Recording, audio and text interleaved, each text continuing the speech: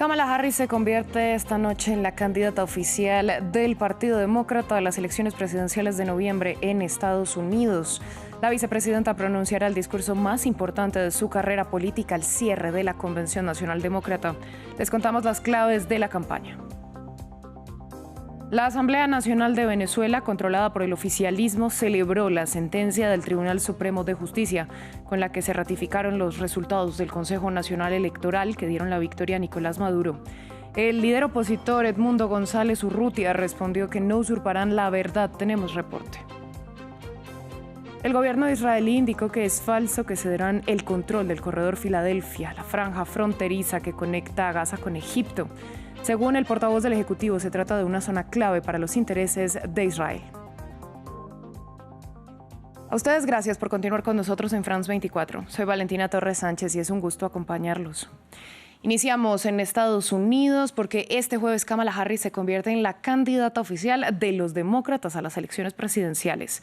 La vicepresidenta dará su discurso de aceptación con el que clausurará la Convención Nacional Demócrata en Chicago.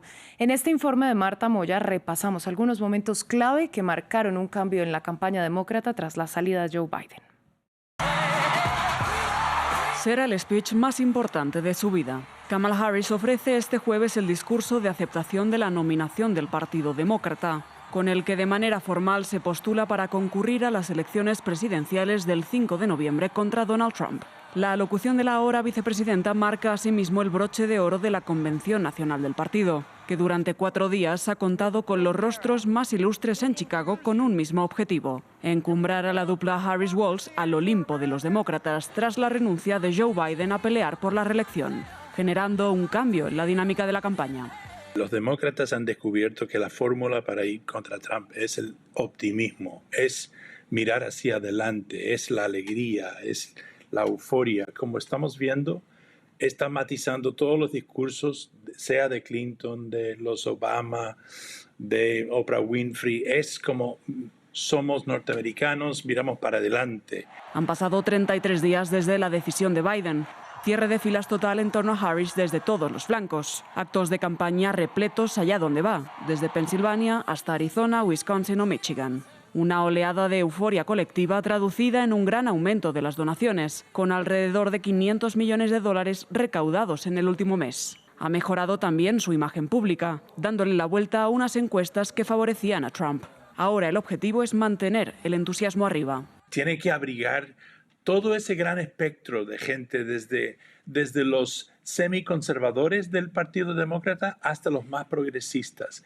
Pero sobre todo yo creo que tiene que seguir adelante con esta fórmula que ha encontrado desde que escogió a Tim Walz como su vice, que es un poco la alegría, la sonrisa, el entusiasmo. Según sus asistentes, Harris hablará de su vida, enmarcará las elecciones como una pugna entre el futuro y el pasado y recuperará la bandera del patriotismo, en unas palabras que serán la antesala de su primer cara a cara con Donald Trump en septiembre. Entre tanto, en Arizona, un hombre fue arrestado luego de amenazar por redes sociales con matar a Donald Trump. Justamente el candidato republicano hizo un recorrido por la zona en medio de su campaña. Allí criticó la política migratoria del actual presidente Joe Biden y reiteró la promesa de reforzar la seguridad y cerrar puntos en la frontera con México. Su compañero de fórmula, J.D. Vance, hizo lo mismo pero en Georgia. Esto al tiempo que la más reciente caravana migrante camina por México, ahora por el estado de Veracruz, en busca de poder llegar a Estados Unidos. Martín Gripo tiene los detalles.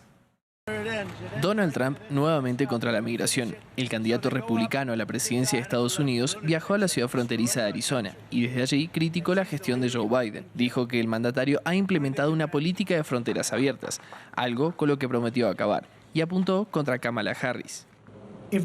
Si quisieran cerrar la frontera podrían hacerlo, pero no lo harán. Harán que 100 millones de personas entren, destruyan y arruinen totalmente nuestro país.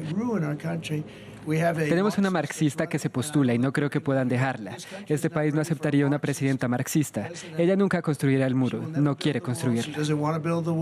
Su fórmula vicepresidencial, J.D. Vance, hizo lo propio en Georgia, en un acto de campaña.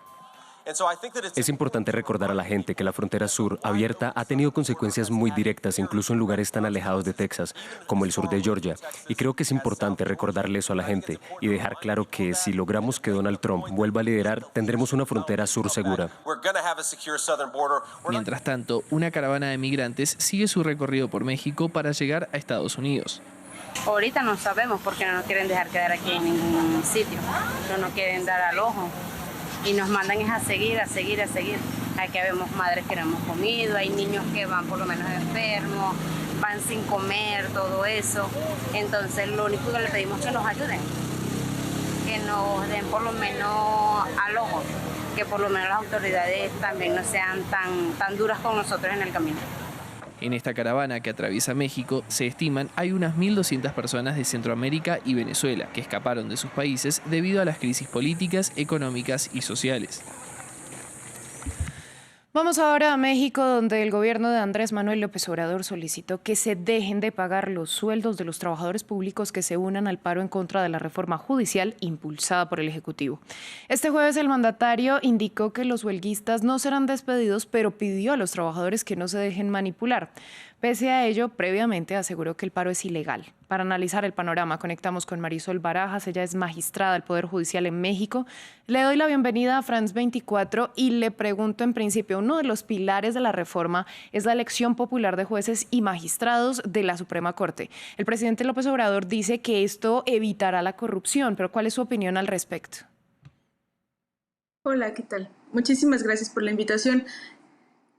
Mi opinión al respecto es que se ha ocupado esta reforma para decir una serie de mentiras en contra de la institución a la que pertenezco, que es el Poder Judicial de la Federación en México.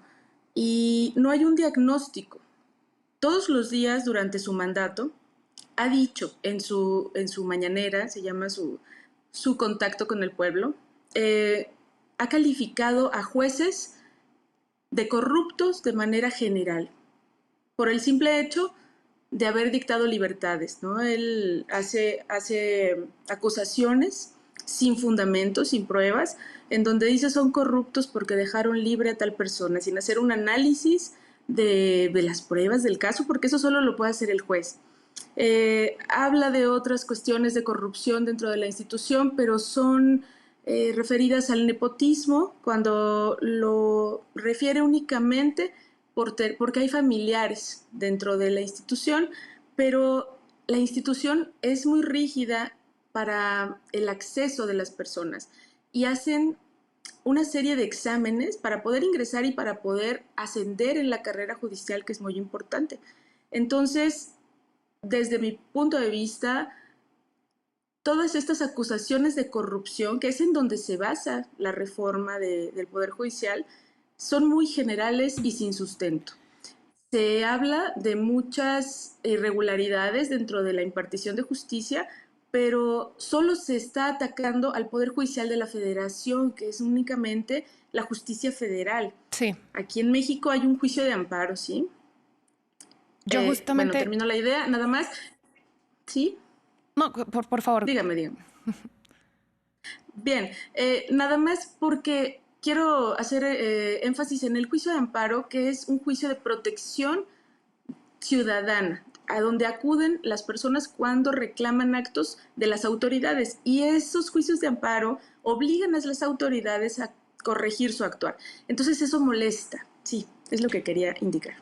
Yo le pregunto, Estados Unidos alertó 2 puntos, que el crimen organizado podría llegar al Poder Judicial y que se podría politizar este poder. Entonces, ¿por qué el gobierno sigue defendiendo esta reforma? Bueno, porque es una forma de manipular. Él se ha encargado, el presidente se ha encargado de manipular la información para poder debilitar al Poder Judicial de la Federación y de ese modo controlar, tener un poder absoluto del país y de todo lo que pase en el país. El Poder Judicial de la Federación ha servido de una especie de contrapeso, ha sido una especie de árbitro. Entonces, el Poder Judicial tiene que ser independiente. Si permitimos la elección de jueces y magistrados, es muy fácil que haya intervención de un sinnúmero de agentes. Pueden ser partidos políticos, pueden ser, pues no sé, inversionistas, por supuesto puede ser el crimen organizado. Al día de hoy, para llegar a ser juez o magistrado, se realizan exámenes muy rigurosos, exámenes de 3 etapas en donde ya tienes que tener cierta cantidad de años en el Poder Judicial Federal y entonces hacer exámenes de conocimientos. Se hacen concursos de oposición de más de 1,000 personas y de más de 1,000 personas capaces, ¿sí? Pues Marisol, a usted muchas gracias por su análisis y por compartirlo con nosotros en France 24. A la orden, muchas gracias. En Venezuela, la Asamblea Nacional, controlada por el chavismo, celebró la sentencia del Tribunal Supremo de Justicia que ratifica el triunfo de Nicolás Maduro en las elecciones del 28 de julio. La decisión generó un torbellino de críticas. El ex candidato presidencial Edmundo González Urrutia aseguró que el oficialismo no usurpará la verdad, al tiempo que desde Chile el presidente Gabriel Boric cargó contra Maduro y aseguró que la dictadura no representa a la izquierda. Carolina Bigot, periodista, nos amplió desde Caracas. Finalmente, y tras el peritaje realizado por el Tribunal Supremo de Justicia desde hace aproximadamente 17 días, se dictó sentencia definitiva y fue a favor de los resultados otorgados por el Consejo Nacional Electoral en las elecciones presidenciales del pasado 28 de julio, donde se dio como ganador a Nicolás Maduro. Esto contrario a lo que dicen tanto los líderes opositores como al menos 10 naciones que dan como ganador a Edmundo González Urrutia con un 64%. Las reacciones fueron inmediatas. La Organización de Naciones Unidas dijo que en Venezuela los poderes no estaban a favor de los ciudadanos, sino que hacían o estaban a favor del gobierno de Nicolás Maduro. También los partidos de oposición, Edmundo González Urrutia y María Corina Machado, a través de sus redes sociales se pronunciaron y dijeron que mantenían pues la posición de que ellos habrían ganado, esto según el conteo de actas de las mesas electorales que han realizado bajo un portal. Por su parte, o por parte del gobierno de Nicolás Maduro, fue Jorge Rodríguez, presidente de la Asamblea, quien dijo que quien no pues decida ponerse acorde o a favor o acate las sentencias del Tribunal Supremo de Justicia no tendrá participación política en Venezuela. Recordemos que para el mes de diciembre están previstas elecciones de alcaldes, pues quien no acate las sentencias del Tribunal Supremo de Justicia no podrá participar. Esto pues muchos lo califican como una judicialización de los poderes, porque esto le correspondería al Consejo Nacional Electoral y no al máximo tribunal del país. Vamos ahora con noticias de la guerra en Gaza, porque el gobierno israelí indicó que no cederá el control del llamado Corredor Filadelfia, uno de los principales puntos de fricción en medio de las conversaciones para una eventual tregua que se reanudaron en el Cairo. El portavoz del gobierno señaló que el paso, que se encuentra en la frontera entre Egipto y Gaza, es crucial y desmintió que el primer ministro Benjamín Netanyahu hubiera aceptado que Israel se retirara de ese territorio. Ahora las tropas israelíes han matado a más de 17.000 de los cerca de 30.000 a 40.000 integrantes del ejército terrorista de Hamas. Por lo que el corredor Filadelfia, la frontera entre Egipto e Israel, la vía vital de Hamas para el contrabando terrorista, es tan crucial. Por lo tanto, los informes de que el primer ministro ha acordado que Israel se retire del corredor Filadelfia son incorrectos.